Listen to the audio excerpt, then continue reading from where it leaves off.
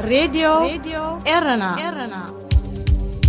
راديو إرنا كاب كتما باريس محلالة لإرتوارن غازت إنياتا زدالو نتا راديو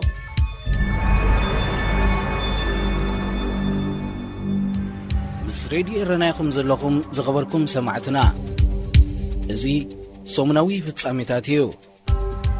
أبناي سنبت في التساميتات ኣብ ኢትዮጵያ ዝርከብ ማዓስከር ስደተኛታት 423 ኤርትራውያን ሓተት ዕቁባ ተወሽቦም ከም ዝነበሩ ተገሊጹ። ንለበዳ ኮቪድ-19 ኩነታት ስደተኛታትን ኣመልኪቱ ብዩኒቨርሲቲ ሲድኒ ኣብ ዝቐረበ መጽናዕቲ ከም ዘመልክቶ ኣብ ቀዳሞት ኣዋርሕ ናይ 2020 ዓመተ ምህረት ወርሓዊ 13,000 ኤርትራውያን ዕቁባ ይሓቱ ከም ዝነበሩ መልኪቱ። ድሕሪ ምቕያር ማእከላዊ መንግስቲ ኢትዮጵያ ኩነታት ኣብቲ ሃገር ናይ ዝርከቡ ኤርትራውያን ድሮ ኣስጋኢ ኮይኑ እኳ እንተነበረ ምስ ለበዳ ኮቪድ-19 ግና ናብ ዝኸበደ ሓደጋ ተቓሊዖም ከም ዘለዉ እዩ ዝግለጽ። ኣብዚ እዋን እዚ ተፀዋዒ ስደተኛታት ውድብ ሕቡራት ሃገራት ኣብ ዶባት ኤርትራን ኢትዮጵያን ክበጽሕ ወግዓዊ ፍቓድ ከም ዘይብሉ ይሕበር። ምስ ምዕጻው ትዶብ ዋሕዚ ኤርትራውያን ስደተኛታት ተገቲኡ እኳ እንተሎ ምሉእ ብምሉእ ግና ደው ከም ዘይበለን ብውሕዱ ልዕሊ 50 ሰባት ወግዓዊ ኣፍልጦ ተዋሂብዎም ተመዝጊቦም ከም ዘለውን እቲ መጽናዕታዊ ጽሑፍ ኣመልኪቱ። መንግስቲ ኢትዮጵያ ንማዓስከር ስደተኛታት ሕጻጽ ክዓጽዎ ምዃኑ ድሕሪ ምፍላጡ ብሰንኪ ኮቪድ-19 እቲ መደብ ከም ዝተሰናኸለ ዝግለጽ እኳ እንተኾነ ወግዓዊ መብርሂ ስለ ዘይተዋህቦም ብኣሽሓት ዝቝጸሩ ኤርትራውያን ዘይርጉእ ህይወት ከሕልፉ ይግደዱ ከም ዘለዉ ዝፍለጥ እዩ።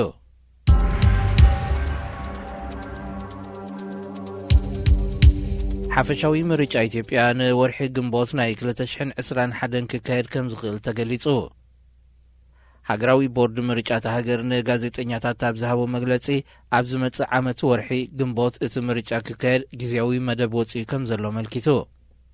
ኣካየድቲ ስራሕቲ ቦርድ ምስ ሰራሕተኛታት ሚድያን በርጌሳውያን ማሕበራትን ኣብ ዘካየድዎ ኣኺባ ናይ 2020 ምርጫ ብሰንኪ ለበዳ ኮቪድ-19 ተሰናኺሉ ከም ዝጸንሐ ገሊጾም። እንተኾነ ፖለቲካውያን ሓይልታት ሃገር ምድንጓይ ምርጫ ካብ ለበዳ ኮሮና ዝሓልፍ ካልእ ፖለቲካዊ ዕላማ ኣለዎ ክብሉ ተቃውሞታቶም ከስምዑ ጸኒሖም እዮም። ብዓለታዊ ግጭትን ብሄር ዝሰረቱ ፖለቲካዊ ውዳብን ተኸፋፊላ ዘላ ኢትዮጵያ ድሕሪ ምርጫ ሰላማዊ ምስግጋር ስልጣን ከተካይድ ዘኽእላ ጸጥታዊ ኩነታታ ገና ኣሻቓሊ ከም ዘሎዮም ዲፕሎማስያውያን ምንጭታት ዝገልጹ።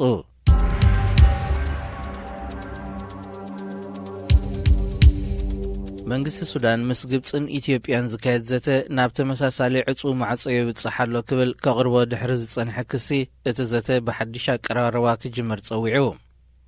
ወግዓዊ ልሳንቲ መንግስቲ ኣብ ዝሃበ ቃል ዝሓለፈ ሶሉስ ብማእከልነት ፕሬዚደንት ደቡብ ኣፍሪቃ ሲሪል ራማፖዛ ድሕሪ ዝተኻየደ ዘተ ኣብ ውሽጢ ሓደ ሰሙን ዝርዝራዊ ነጥብታት ዘጠቓለለ ሓድሽ እማመ ክቐርብ ኣብ ስምምዕ ከም ዝተበጽሐ መልኪቱ። ንምምላእ ማይ ዲጋ ተሓድሶ ብዝምልከት ኣብ መንጎ 3 ሃገራት ክካየድ ዝጸንሐ ዘተ ኣብ ዕፁ ማዕጾ በጺሑ ነይሩ እዩ። ፕሬዚደንት ትራምፕ ግብፂ ነቲ ዴጋ ክትዕንዎ ትኽእል እያ ድሕሪ ምባሉ እቲ ወጥሪ ካልእ ኣንፈት ከይሕዝ ተሰጊኡ ይጸኒሑ።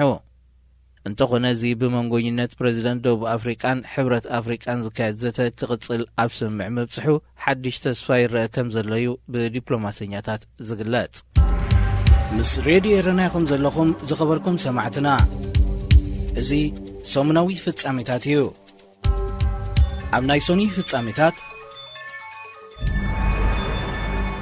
ምስ ብዝሒ ህዝበን ብምንጻር ዝበዝሑ ዜጋታትን ናብ ስደት ካብ ዝውሕዙ ዘለዉ ሃገራት ኤርትራ ምስ ቀዳሞት 10 ምዃና ንዝሓለፈ ልዕሊ 10 ዓመታት ተደጋጊሙ ዝተገልጸ ርእስቲ እዩ። ብኣንጻር እዚ ምስ ብዝሒ ህዝበን ብምንጻር ዝበዝሐ ስደተኛታት ዝቕበላ ሃገራት ከ መነመን ይኾና? ቤት ምክሪ ስደተኛታት ኖርዌይ ካብ 2010 ክሳብ 2019 ኣብ ዝነበረ ዓመታት ብምውካስ ብዘቕረቦ መጽናዕታዊ ጽሑፍ መሰረት ምስ ብዝሒ ህዝባ ተነጻጺሩ ዝበዝሑ ስደተኛታት ብምእንጋድ ቀዳማይ ደረጃ ሒዛ ዘላ ሃገር ሊባኖስ እያ። 16 ሚልዮን ብዝሒ ህዝቢ ዘለዋ ሊባኖስ መብዛሕትኦም ዜጋታት ሶርያ ዝኾኑ 1.5 ሚልዮን ስደተኛታት ኣዕቂባላ። እዚ ድማ ብዝሒ ስደተኛታት 21.8 ሚእታዊት ናይ ብዝሒ ህዝባ ይሽፍን። ልዕሊ 2.3 ሚልዮን ሰባት ብምዕቃባ ኣብ ካልኣይ ደረጃ ተሰሪዓ ትርከብ ዮርዳኖስ ብወገና ብዝሒ ስደተኛታት 10.7 ሚእታዊት ይበጽሕ። ብኣሃዝ እታ ዝበዝሐ ቁጽር ስደተኛታት ዘዕቆበት ሃገር ቱርኪያ 4.3 ሚልዮን ይበጽሕ። እንተኾነ ምስ ብዝሒ ህዝባ ክነጻጸር እንከሎ 5.1 ሚእታዊት ጥራይ ብምዃኑ ኣብ ሳልሳይ ደረጃ ትስራዕ። ላይቤሪያ ናውሩ ኡጋንዳ ማልታ ጅቡቲ ሽወደንን ሱዳንን ድማ ካብ 4 ክሳብ 10 ደረጃታት ሒዘን ይርከባ ከም ጀርመን ኢትዮጵያን ኣሜሪካን ዝኣመሰለ ሃገራቱን ብብዝሒ ስደተኛታት ዓቂበን እኳ እንተለዋ ምስ ብዝሒ ህዝበን ክወዳደርን ከሎ ግና ምስ ቀዳሞት 10 ክስርዓ ኣይከኣላን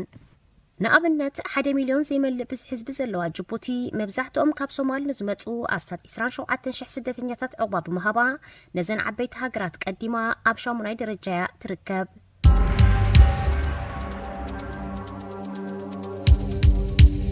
بأبو مبارر الأولوي بايتو السودان جنرال عبد الفتاح البرهان زمراح العلوي لوخ مسجاجر منجس السودان أبي إثيوبيا كلتا معلتات مبصح مكياد تمالي بحث حدار نبتها جرأتيو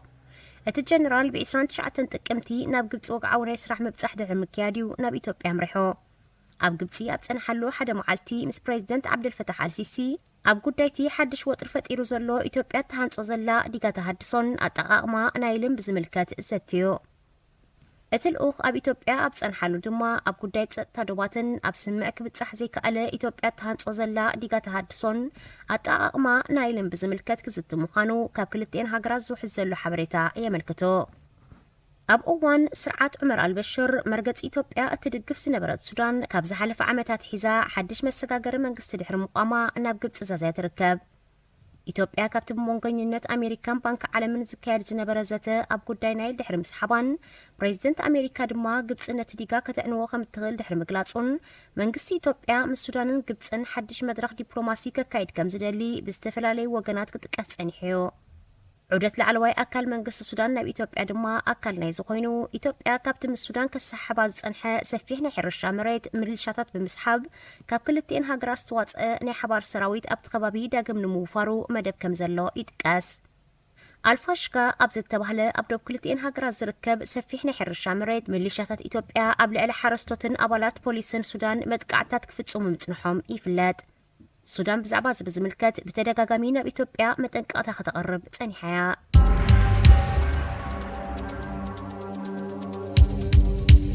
ኣብ ቀጠር ከተማ ዶሓ ኣብ ዝርከብ ሓማድ ኣህጉራዊ ማዕርፎ ነፈርቲ ተደርብያ ጸንሐት ናጽላ ወላዲታ ንምንዳይ ሰራሕተኛታት ማዕርፎ ነፈርቲ ዝተጠቕሙሉ ኣገባብ ዘይሕጋዊ ምንባሩ ተገሊጹ ኣብ ጎማ ዝተዓሸገት ናጽላ ኣብ ክልተ ጥቅምቲ ኣብቲ ማዕርፎ ነፈርቲ ኣብ ዝርከብ እንዳጓሓፍ ተደርብያ ድሕሪ ምጽናሓ ወላዲታ ንምንዳይ ኣብ 10 ነፈርቲ ዝተሳፈራ ደቂ ኣንስትዮ ኣብ ዝተኻየደ ምርመራ ብግዴታ ሕፍረተን ብምቕላዕዩ ምርመራ ተገይሩ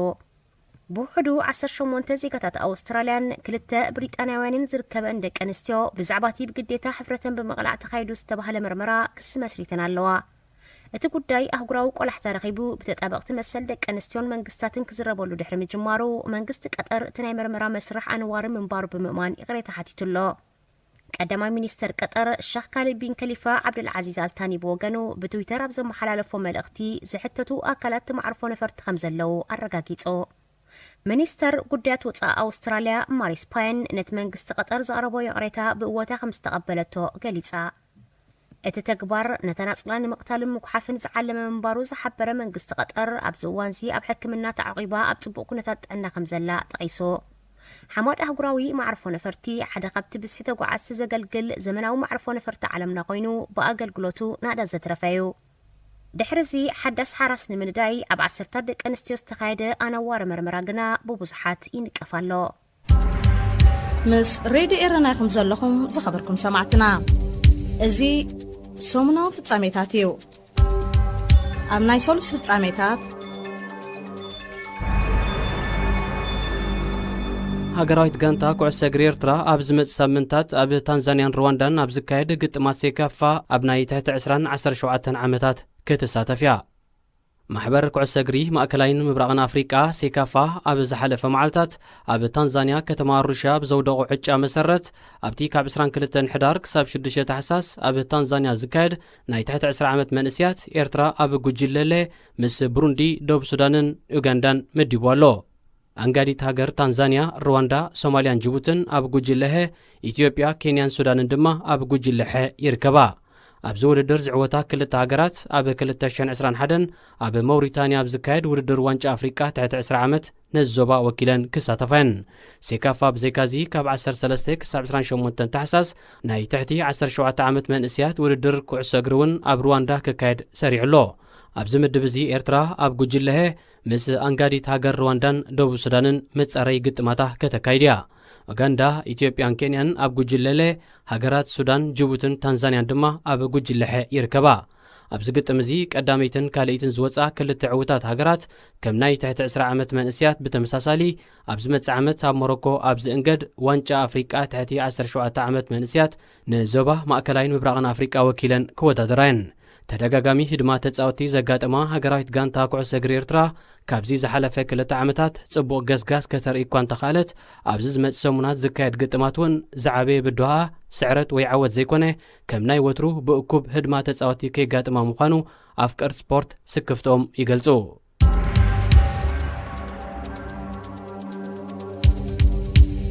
ግብፅን ሱዳንን ኣብ ወተሃደራውን ጸጥታውን መዳያት ብዝሓየለ መልክዑ ንምትሕባር ዘኸለን ስምምዕ ኣካይደን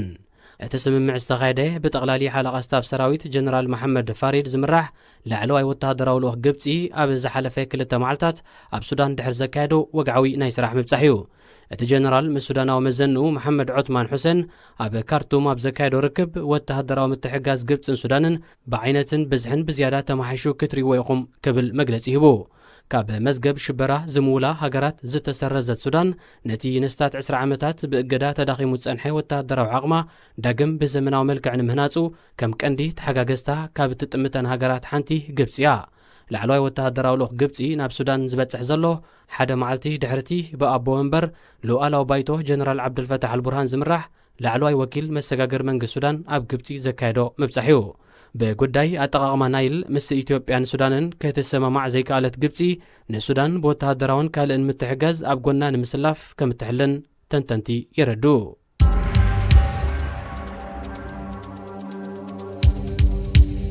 ከም መቐጸልታ ናይቲ ኣብ ኢትዮጵያ ኣብዚ 2 ዓመታት ዝተጓሃረ ናይ ብሔር ግጭታት ኣብዚ ሳልስት ዝውን ኣብ ክልል ኦሮሞ ምዕራብ ወለጋ 10 ሰባት ተቐቲሎም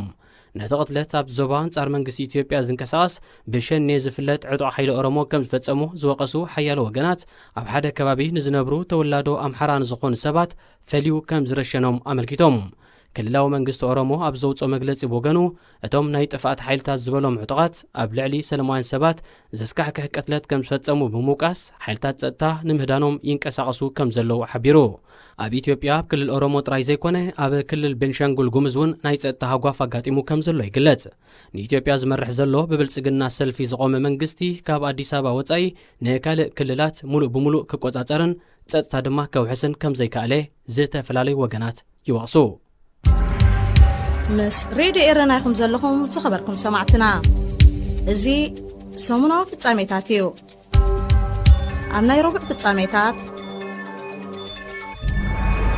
ኣብ ሩዋንዳ ኣብ ግዜያዊ መዕቆቢ ጋሾራ ካብ ዝጸንሑ መብዛሕትኦም ዜጋታት ኤርትራ ዝርከቦም 81 ሓተት ዕቑባ ናብ ዝተፈላለያ ሃገራት ከም ዝተጣየሱ ንላዕለዋይ ኮሚሽን ስደተኛታት ሕቡራት ሃገራት ብምጥቃስ ጸብጻባት ካብ ኪጋሊ ኣፍሊጡ بمسرة تسبسبات اتوم 49 أقدمهم كم ستأيسو بملكات اتوم 33 ድማ بسنكل بدا كورونا فيروس تقاريص صنحة برراتات داقم دحر مجمارو ناب كندا نروين زقعزيوم ኣብዚ ዝመጽእ ዘሎ ወርሒ ድማ 14 ዝኾነ ሓተት ዕቑባ ናብ ፈረንሳን ነርዌይን ክጣየስዮም ኣብ ሊብያ ኣብ ሕማቕ ኩነታት ዝነበሩ መብዛሕትኦም ዜጋታት ኤርትራ ዝኾኑ ልዕሊ 300 ሓተት ዕቑባ ካብ 2018 ናትሒዞም ኣብ ሩዋንዳ ናብ ዝርከብ ግዜያዊ መዕቆቢ ከም ዝተሰጋገሩ ይፍለጥ ኣብዚ እዋን እዚ ድማ እቶም 11 ናብ ዝተፈላለያ ሃገራት ተጣይሶም ይርከቡ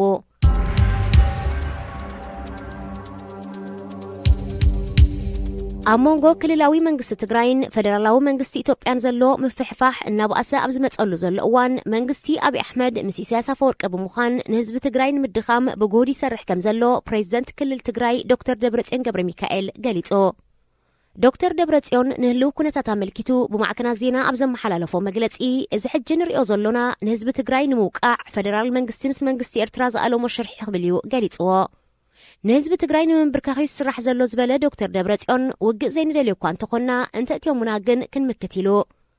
ንሱ ብምቕጻል ንሕና እውን ሰራዊት ኣዳሊና ኢና ውግእ ከነትርፍ ኢልና ኢና ተዳሊና ክንዋጋእ እንተኾይና ግን ክንስዕር ኢልና ድማ ተዳሊና ኢና ኣብ ውግእ እንተእትዮሙና ድማ ክንስዕሮም ኢና ክብል እዩ ደምዲሞ ኣብ ኢትዮጵያ ተኸሲቱ ኣብ ዘሎ ኩነታት ኢድና ጣሚርና ክንዕዘቦ ይኮናን ክብል ፕሬዚደንት ኢሳያስ ኣብ ጉዳይ ኢትዮጵያ ጣልቃ ከም ዝኣቱ ብወግዒ ምግላጹ ይዝከር እዚ ከምዚሉን ከሎ ኣብ መንጎ ክልላዊ መንግስቲ ትግራይን ፈደራላዊ መንግስቲ ኢትዮጵያን ናብ ጥርዚ በፂሑ ዘሎ ምስሓብ ንምፍታሕ ሕብረት ኤውሮጳ ዝርከቦም ሓያሎ ሃገራትን ውድባትን ናይ ሽምግልና ተበግሶታት ንምውሳድ ይሰርሓ ከም ዘለዋ ዲፕሎማሰኛታት ኣተንቢሆም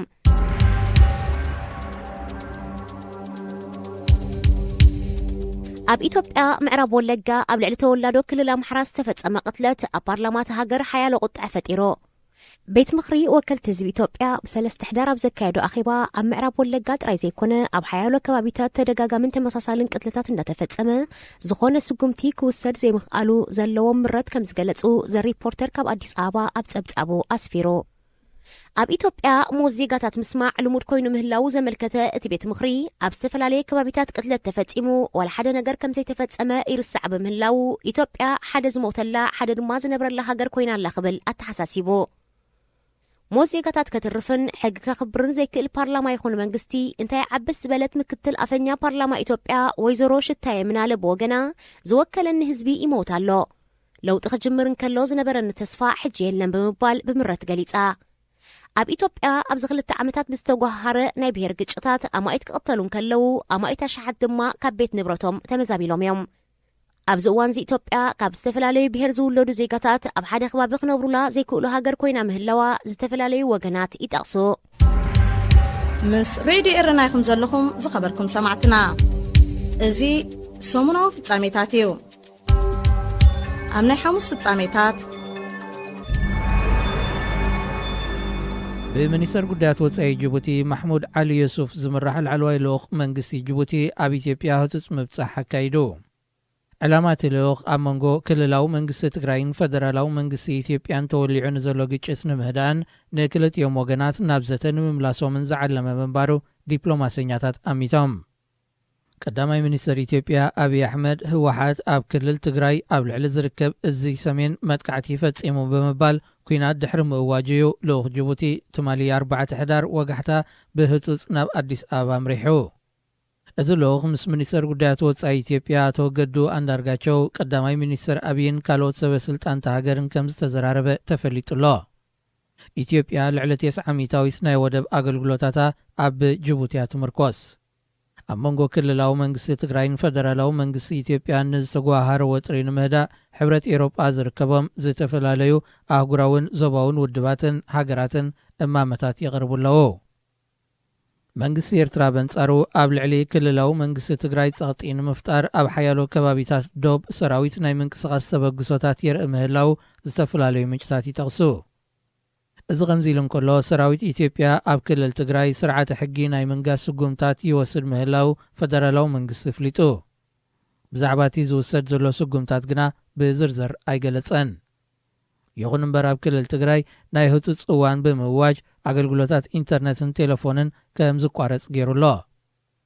ኣገልግሎታት ባንክን ኤሌክትሪክን እውን ደው ምባሉ ተሓቢሩ ክልላዊ መንግስቲ ትግራይ ብወገኑ ካብን ናብን ትግራይ ዝካየድ ዝነበረ በረራታት ይኹን ህዝባዊ መጓዓዝያ ደው ከም ዘበለ ብምግላጽ ብክልል ኣየሩ ዝካየድ በረራታት ኣጊዱሎ መንግስቲ ትግራይ ብዛዕባቲ ብሰራዊት ፈደራላዊ መንግስቲ ይውሰዳሎ ዝበሃል ስጉምታት ይኹን ዝተዋህቦ ግብረ መልሲ ብዝርዝር ኣይፍለጠን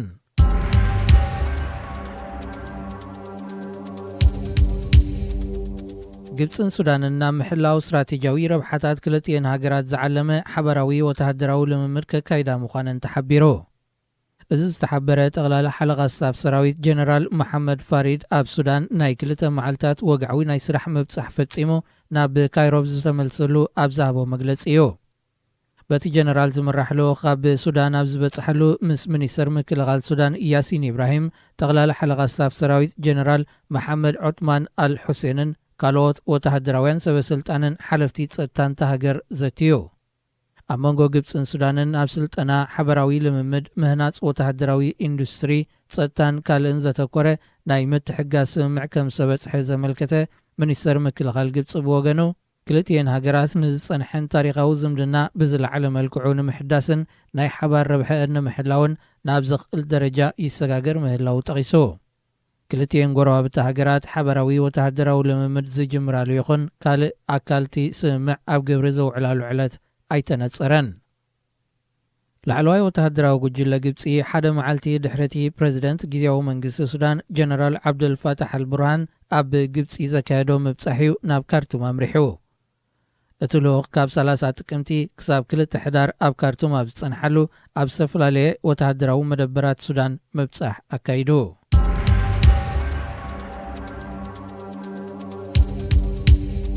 ኣብ ዩጋንዳ ብዝካየድ ፕሬዚደንታዊ ምርጫ ነቲ ን34 ዓመታት ኣብ ስልጣን ዝርከብ ፕሬዚደንት ዮወሪ ሙሴቪኒ ክብድሁ ይኽእሉ እዮም ዝተባህሉ ክልተ ሕጽያት ተወዳደርቲ ተኣሲሮም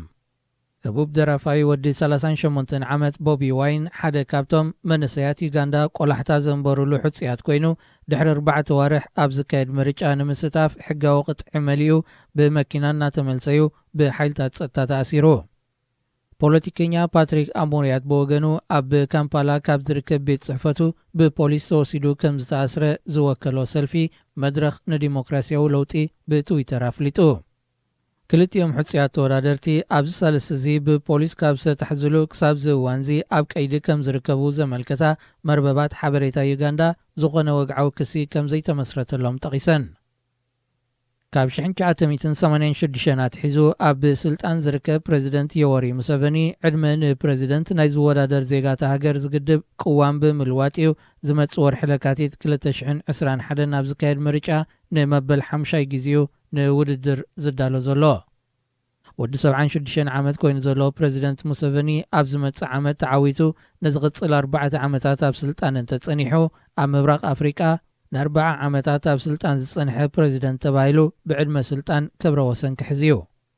ብዘይ ዝኾነ ምርጫ ን29 ዓመታት ኣብ ስልጣን ዝርከብ ፕሬዚደንት ኤርትራ ኣቶ ኢሳያስ አፈወርቂ ኣብዚ እዋንዚ ንፕሬዚደንት ሙሴቪኒ ስዒቡ ኣብ ምብራቕ ኣፍሪቃ ካብ ዘለዉ መራሕቲ ንዝበዝሐ ዓመታት ኣብ ስልጣን ዝርከብ እዩ ምስ ሬድዮ ኤረናይኹም ዘለኹም ዝኸበርኩም ሰማዕትና እዚ ሰሙናዊ ፍጻሜታት እዩ ኣብ ናይ ዓቢ ፍጻሜታት ኣብ ሓያሎ ከባቢታት ኤርትራ ግፍ ኣብ ዝካየደሉ ዘሎ እዋን ወያነ ጠቕሊሉ ምስ ተኣልየ ምስኡ ብዝተሓሓዝ ዝተኣስሩ ኤርትራውያን ክፍትሖም ዝብል ወረ ይጋዋሕ ምህላው ተሓቢሩ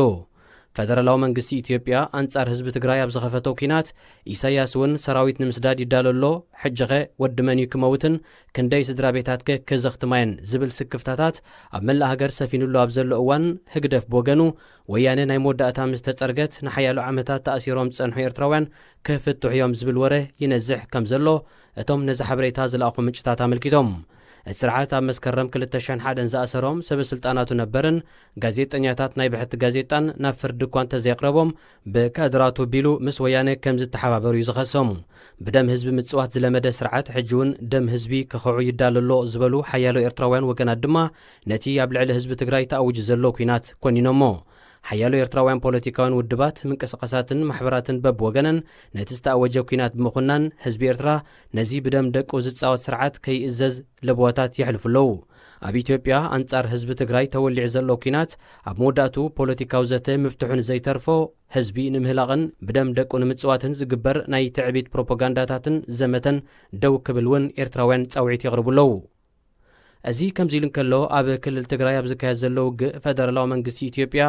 ዓወታት ከም ዝተጎናጸፈ ክገልጽ እንከሎ መንግስቲ ትግራይ ብወገኑ ሓይልታት ጸጥኡ ኩሉ ትዘድላ ኣጽዋር ዓጢቑ ንናይ ውሽጥን ናይ ግዳም ሓይልታትን ንምምካት ኣብ ዘተኣማምን ደረጃ ከም ዘሎ ኣፍሊጡ ተፋንዮም ዝነበሩ ጀነራላቱ ናብ ስራሕ ክምለሱ ጻውዒት ኣቕሪቡ ዘሎ ቀዳማይ ሚኒስትር ኣብይ ኣሕመድ ሓይልታት ጸጥታ ህወሓት ካብ ኤርትራ ወራር ንዝተፈንዎም ንምምሳል ንገለ ኣባላት ሓይልታቶም ናይ ኤርትራ ወተሃደራዊ ክዳን የልብስዎም ኣለው ክብል ገሊጹ ኩናት ትግራይን ፈደራላዊ መንግስትን ብፖለቲካዊ ዘተ ጥራይ ክፍታሕ ከም ዝኽእል ዝምክቱ ሓያሎ ኢትዮጵያውያን ምሁራት ብወገኖም ፈደራላዊ መንግስቲ ንውሽጣዊ ጉዳይ ውልቃዊ ፖለቲካዊ ረብሓታት ንዘለዎም ናይ ግዳም ሓይልታት ኣሕሊፉ ምሃቡ ነቒፎም ኣብ ዶብ ኤርትራን ኢትዮጵያን ዓስኪረን ዝነበራ ገለ ኣህዱታት ፈደራላዊ መንግስቲ ናብ ኤርትራ ክሰግራ ከም ዝተኣዘዛ ፕሬዚደንት ክልል ትግራይ ዶክተር ደብረጽዮን ኣብ ዘሕለፎ መልእኽቲ ገሊጹሎ ዶክተር ደብረጽዮን ብምዕራብ ትግራይ ውግእ ይቕጽል ከም ዘሎ ብምልካት ብክልል ዓፈር እውን ተደራቢ ሓይልታት ይለኣኹ ምህላዎም ሓቢሩ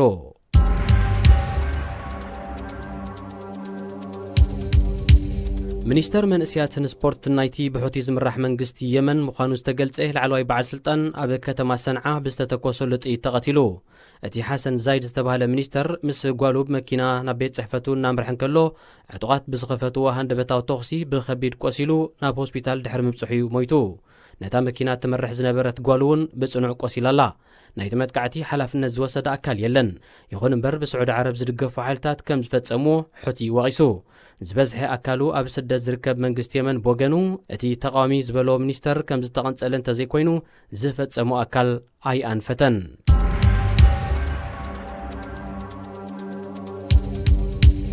ቤት ፍርዲ ርእሰ ምሕዳር ፑንትላንድ ንጓል 14 ዓመት ቆልዓ ዓሚጾም ናብ ሞት ዘብጽሑ ክልተ መንእስያት ብሞት ክቕጽዑ ፈሪድዎም እቶም መሐመድ ዓብዲ ፈራይን ዓብደራሕማን መሐመድ ኢሻቕን ዝተባሃሉ ክልተ መንእስያት ኣብ ወደባይት ከተማ ቦሳሶ ኣብ ዝርከብ ቤት ፍርዲ ኣብ ዝቐረብሉ ነታ ቆልዓ ጨውዮም ድሕሪ ምውሳዶም ዓሚጾም ከም ዝቐተልዋ ከም ዝተኣመኑ ማዕከናት ዜና ካብታ ርእሰ ምምሕዳር ሓቢረን ኣብ ሶማልን ርእሰ ምምሕዳራትን ኣብ ልዕሊ ደቂ ኣንስትዮ ብፍላይ ድማ ቆልዑ ዝፍጸም ዘሎ ጸታዊ ዓመፅ እናዘየደ ብምምጽኡ ሓያሎ ነቲ ገበን ዝፈጸሙ ሰባት ንሞት ክቕጽዑ ብተደጋጋሚ ስማዕ ኣርስተ ዜና ኮይኑሎ ሬድዮ ኤረና ሬድዮ ኤረና ካብ ከተማ ፓሪስ ዝመሓላለፍ ብኤርትራውያን ጋዜጠኛታት ዝዳሎ ነፃ ሬድዮ እዩ